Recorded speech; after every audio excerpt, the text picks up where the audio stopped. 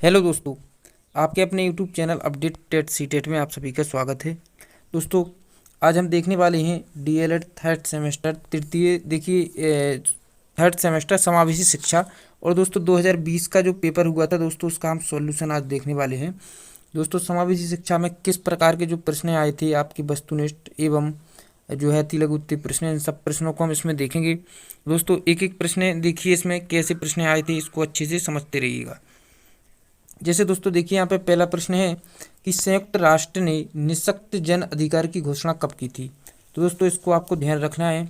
जैसे कि आप इसमें देख रहे होंगे दोस्तों कि जो पहला प्रश्न है, जो ऑप्शन है आपका कि 14 दिसंबर 1974, दूसरा है 11 दिसंबर 1975 और फिर है आपका 12 दिसंबर 1974। फिर दोस्तों आप लास्ट में देखिए कि 9 दिसंबर 1975 जो कि आपका सही आंसर है। फिर देखिए इसी के क्रम में आपका दूसरा प्रश्न है कि दृष्टिबाधितों के लिए कौन सी लिपि का प्रयोग किया जाता है। तो दोस्तों आपको पता होगा कि ब्रेल लिपि का प्रयोग करते हैं कि इस प्रकार के जो है उसमें जो वर्ड लिखे होते हैं कि उनको वो स्पर्श करके या टच करके उसको फील करके जो है सीख सकता है। फिर देखिए इसी प्रकार से तीसरा प्रश्न है विशेष आवश्यकता शिक्षा विश्व सम्मेलन देखिए सलमानक किस वर्ष आयोजित किया गया था। तो दोस्तों यह जो है आपको समझना होगा कि देखिए यह जो हुआ था 1994 में हुआ था दोस्तों, स्पेन में। फिर देखिए अगला प्रश्न है कि हकलाने के कारण हैं।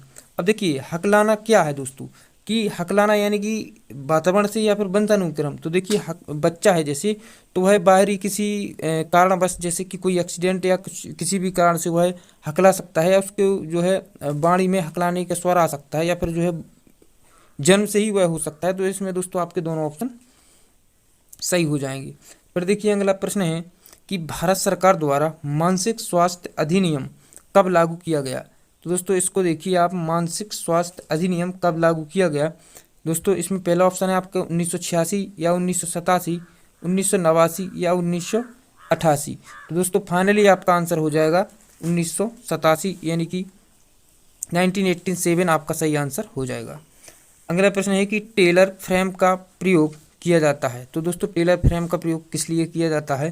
तो देखिए दृष्टिबाधित या फिर श्रवणबाधित या मानसिक मंदता या फिर विशिष्ट अधिगम अक्षमता। तो दोस्तों इसमें से आपका जो है विशिष्ट अधिगम अक्षमता सही ऑप्शन सही आंसर है। अब देखिए अगला प्रश्न है कि बालक समाजीकरण की प्रक्रिया को सीखते हैं। तो दोस्तों बालक समाजीकरण की प्रक्रिया को कैसे सीखते हैं, विद्यालय के द्वारा सीखते हैं या फिर रुचियों के द्वारा या फिर परिवार के द्वारा। तो देखिए जैसे आप समझ सकते हैं कि समाजीकरण परिवार और विद्यालय के द्वारा तो होता ही है। तो दोस्तों दो ऑप्शन सही हैं, तो तीसरा तो वैसे ही होगा। तो इसमें आपका उपयुक्त सभी आपका सही आंसर हो जाएगा फाइनली। अब देखिए परामर्श का मुख्य उद्देश्य क्या है, अगला प्रश्न है। तो दोस्तों परामर्श का मुख्य उद्देश्य क्या है दोस्तों, कि आत्मज्ञान या फिर आत्म स्वीकृति या फिर सामाजिक सामंजस्य या फिर उपयुक्त सभी। तो दोस्तों देखिए परामर्श क्या है, परामर्श आप खुद समझते हैं कि परामर्श क्या होता है। तो दोस्तों इसमें देखिए आत्मज्ञान भी होता है और आत्म स्वीकृति भी होती है। तो दोस्तों उसमें जो है सामाजिक सामंजस्य भी होता है, और दोस्तों इसमें आपका उपयुक्त सभी आंसर सही हो जाएगा। अगला प्रश्न है कि गैर सरकारी संगठन जो अभावग्रस्त बालकों के लिए योजना बनाते हैं इन्हें कहते हैं। तो दोस्तों क्या कहते हैं इनको, देखिए मतलब कि अभावग्रस्त बालकों के लिए जो योजना बनाते हैं वह कौन सी संगठन है दोस्तों, एससीईआरटी है या एनसीईआरटी है या आईसीटी है या फिर एनजीओ है। तो दोस्तों इसमें आपका नॉन गवर्नमेंट ऑर्गेनाइजेशन आपका यानी कि ऑप्शन फोर्थ सही हो जाएगा। अगला प्रश्न है कि मंडलीय मनोवैज्ञानिक केंद्र की उत्तर प्रदेश में कुल संख्या कितनी है। देखिए दोस्तों संख्या पूछा है आपसे, कहाँ नहीं पूछा है। इसमें आपका जो है ए ऑप्शन 10 है, दूसरा है 12, तीसरा है 14 फिर है 15। तो दोस्तों इसमें आपका ए ऑप्शन सही हो जाएगा। फिर देखिए अगला प्रश्न है कि निम्न में से किसी बुद्धि परीक्षण, यहाँ पे ध्यान दीजिए, बुद्धि परीक्षण का क्या माना जाता है, जन किसको कहते हैं दोस्तों, थांडाइक या फिर कोयलर या फिर टिचनर या फिर बीने। तो दोस्तों बीने आपका सही आंसर हो जाएगा। इसी के अनुसार टर्मन के अनुसार देखिए कि सामान्य बालकों की बुद्धि लब्धि कितनी होती है। तो दोस्तों देखिए सामान्य बालकों की बुद्धि लब्धि की बात आपसे की जाए यदि कि दोस्तों 90 से 100 कहीं पे लिखा होता है, तो दोस्तों यदि कि टर्मन के अनुसार पूछा जाए तो आप जो है कह सकते हैं कि 90 से 110। या फिर दोस्तों इस प्रकार से जो है इन्हीं बुद्धियों को अधिकतर जो है प्रतिभाशाली बुद्धि, सामान्य बुद्धि या जड़ बुद्धि या जो है इन्हीं बुद्धियों को पूछा जाता है। अब देखिए अगला प्रश्न है कि राष्ट्रीय न्याय अधिनियम कब पारित हुआ था। तो दोस्तों अगर बात की जाए राष्ट्रीय जो है आपका अधिनियम कब पारित हुआ था दोस्तों, तो यह 1999 में आपका पारित हुआ था। तो यानी कि ये ऑप्शन आपका सही हो जाएगा। फिर देखिए अगला प्रश्न है कि राष्ट्रीय दृष्टि दिव्यांग जन शक्तिकरण संस्थान कहाँ स्थित है।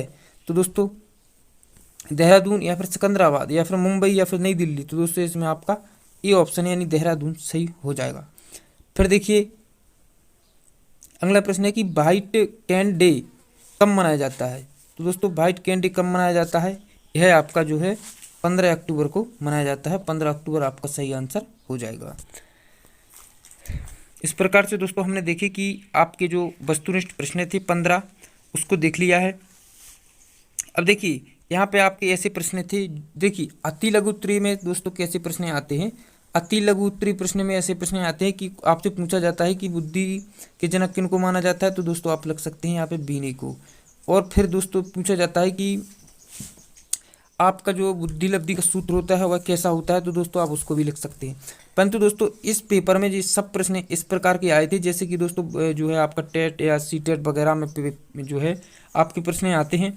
और दोस्तों जो अति लघु उत्तरीय प्रश्न है, देखिए अति लघु उत्तरीय प्रश्न में ऐसे प्रश्न नहीं आते हैं ताकि उसमें 2-3 लाइनें लिखी जाए। अति लघु उत्तरीय मतलब होता है कि एक या मतलब कि मिनिमम शब्द इसमें लिखे जाते हैं। परंतु दोस्तों देखिए इसमें सब कुछ आपको लाइनों में लिखना था। जैसे पिछड़े बालकों की विशेषताएं लिखिए, समस्यात्मक बालक किसे कहते हैं, बुद्धि लब्धि जो है। यदि कि सूत्र की बात की जाए तो सूत्र तो आप दोस्तों फाइनली लिख सकते हैं। देखिए दोस्तों जैसे बुद्धि लब्धि का सूत्र ज्ञात करने के लिए आपसे प्रश्न पूछा गया था, तो इसमें आप लिख सकते थे मतलब कि बुद्धि लब्धि बराबर वास्तविक आयु बटे मानसिक आयु गुणे 100 आपका सूत्र हो जाता। प्रतिभाशाली बालकों को पहचानने किस प्रकार कर सकते हैं आप, बाल अपराध रोकने के 2 उपाय बताइए। तो दोस्तों इसमें आप लिख सकते थे। और देखिए कृत्रिम अंगों का निर्माण कैसे जो क्या कहलाता है, शरीर के आधे भाग में अवरुद्ध गति की अक्षमता का नाम लिखिए। समायोजन एवं परिष्करण में क्या अंतर है, शरीर के अंगों में असमन्वित गति क्या कहलाती है। दोस्तों देखिए सब में आपको थ्योरिकल प्रश्न थे कि सहायक उपकरणों का निर्माण प्रक्रिया का क्या नाम है। निशक्तता के प्रतिमानों का नाम लिख कीजिए। आप कक्षा कक्ष में श्रवण निशक्त बच्चों की पहचान कैसे सकते हैं, यानी जो सुनने में असमर्थ हैं उनकी पहचान कैसे कर सकते हैं। तो सिंपली अपनी भाषा में लिखना था, इसमें कोई कठिन नहीं था। परंतु दोस्तों इसमें अंतर इतना था कि अति लघु उत्तरीय प्रश्नों में आपको लाइन मतलब कि थ्योरिकल लिखना था, ना कि देखिए अति लघु जो है लघु उत्तरीय प्रश्न आपके थ्योरिकल आते हैं, परंतु अति लघु उत्तरीय प्रश्न में आप इतना अधिक थ्योरी लिखने को नहीं आती है। देखिए इसमें आपको प्रश्न था कि समावेशी शिक्षा के विकास हेतु क्या क्या कदम उठाए जा सकते हैं। तो दोस्तों समावेशी शिक्षा क्या था, मैंने आपको बताया था कि हमारे चैनल पर आपको जो है आपका समावेशी शिक्षा की जो वीडियो है उनको देखिए, आपको समावेशी शिक्षा से कोई भी जो है शिकायत नहीं रहेगी। जैसे दोस्तों समावेशी शिक्षा किसी में जो है अंतर नहीं करना, सबके साथ समानता का व्यवहार करना, चाहे वह अपंग हो या फिर विकलांग हो या फिर श्रवण बाधित हो या वाणी बाधित हो या दृष्टि बाधित हो, कोई भी बच्चा हो, किसी के साथ किसी प्रकार का भेदभाव न करते हुए एक समान सबको एक नज़र से देखना ही समावेशी शिक्षा का उद्देश्य होता है। और दोस्तों समावेशी शिक्षा इसीलिए बनाई गई थी कि किसी भी गरीब हो या अमीर हो या छोटे घर का या बड़े घर का किसी बच्चे के साथ किसी प्रकार का जो है आप अन्याय नहीं कर सकते हैं, ना ही भेदभाव कर सकते हैं। यदि भेदभाव करते हैं तो उस पर जो है अधिनियम के तहत उस पर कार्रवाई की जाएगी। इसीलिए जो है समावेशी के जो विकास में जो कदम उठाए गए थे इसलिए उठाए गए थे कि जो गरीब बच्चे होते हैं, निर्धन होते हैं, और जो यानी कि दोस्तों जो प्रतिभाशाली भी आते हैं इसमें समावेशी बालक में जो जिनकी बुद्धि लब्धि 140 से अधिक होती है, और दोस्तों जड़ बुद्धि भी उसमें आते हैं। वो जो दृष्टिबाधित होते हैं, श्रवणबाधित होते हैं, विकलांग होते हैं, सभी जो अस्थिबाधित सभी बालक जो है इसमें आते हैं। और सभी बालकों के लिए अलग अलग शिक्षा व्यवस्था समावेशी शिक्षा बनाकर देती है। इसीलिए दोस्तों समावेशी शिक्षा को हम इतना अधिक महत्व देते हैं। फिर देखिए दोस्तों विशिष्ट बालक आवश्यकता बालकों की पहचान कैसे कर सकते हैं। तो दोस्तों देखिए विशिष्ट बालक क्या होता है, आप सामान्य बालकों को छोड़ने के बाद सभी बालक जो होते हैं वह विशिष्ट बालक होते हैं। जैसे कि प्रतिभाशाली बालक होते हैं, और जो है अपंग बालक होते हैं, विकलांग बालक, दृष्टिबाधित जो है वाणी बाधित, और श्रवण बाधित और जो है प्रतिभाशाली बालक, यह सब जो है आपके विशिष्ट बालक होंगे। और दोस्तों इनकी पहचान कैसे कर सकते हैं, या तो दोस्तों देखिए पहचान करने की विधियां हैं, विधियों के द्वारा आप पहचान कर सकते हैं, या फिर उनके पास पड़ोस से पता लगा सकते हैं, या फिर उसका बुद्धि परीक्षण करके उसका पता लगा सकते हैं, या फिर उससे बात करके पता लगा सकते हैं। तो दोस्तों अधिक अधिक मतलब कि इतनी अधिक विधियां हैं, आप इसमें कुछ भी लिख सकते थे अपने हिसाब से। कोई अब अगला प्रश्न था कि अस्थि बाधित बालकों की समस्याएं बताइए। अब दोस्तों आप खुद सोचिए, जो अस्थि यानी हाथ या पैर से मतलब कि विकलांग है तो उसकी क्या समस्याएं होंगी। चलने में असमर्थ होगा, यानी कि अपने आप को मतलब कि जब बच्चे की कोई भी कंपटीशन या कि कोई खेल होता होगा, मतलब ड्रामा होता होगा, अपने को असहाय महसूस करता होगा, परंतु दोस्तों वह असहाय महसूस ना करे, यही समावेशी शिक्षा का महत्व होता है। अब देखिए प्रतिभाशाली बालकों को परिभाषित कीजिए, स्पष्ट कीजिए। तो प्रतिभाशाली बालक क्या होते हैं, जिनकी बुद्धि लब्धि 140 से अधिक होती है और जो अति शीघ्र ही उनकी जो है क्रियाविटी होती है, यानी कि क्रिया करते हैं और जो है हर काम को बहुत ही जल्दी कर लेते हैं, मतलब इस प्रकार से प्रतिभाशाली बालक होते हैं। बाल अपराधी के प्रमुख कारण बताइए, परामर्शदाता के गुण बताइए, मनोविज्ञानशाला के प्रमुख कारण बताइए। इस प्रकार के जो है आपसे प्रश्न पूछे गए थे दोस्तों, तो आप इसमें लिख सकते हैं। देखिए भारतीय पुनर्वास परिषद के कार्यों का उल्लेख कीजिए, बौद्धिक निःशक्त बच्चों के हेतु संसाधन कक्ष गतिविधियों को लिखिए, और जो है मस्तिष्क पक्षघात वाले बच्चों हेतु थेरेटिक विधि लिखिए। तो दोस्तों यह जो आपका जो प्रश्न पत्र था इसका लेवल अच्छा था। और दोस्तों 2020 का जो पेपर है, ऐसा पेपर जो है समावेशी शिक्षा को आपको देखने को नहीं मिलेगा। इसमें देखिए जितने भी प्रश्न थे दोस्तों जो है इनका स्तर आप जो है हाई था, ना कि नॉर्मल था।